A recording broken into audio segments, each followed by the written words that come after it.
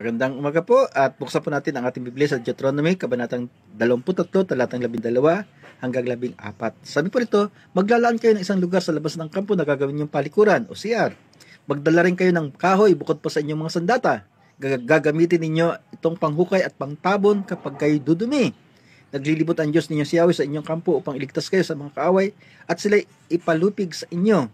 Kaya't kailang manatiling malinis sa paningin ng Diyos ang inyong kampo, baka pabayaan niya kayo kapag nakita niyang marumi ang kampo.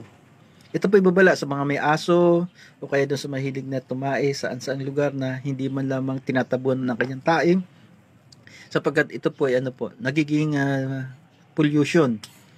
Paano nagiging pollution?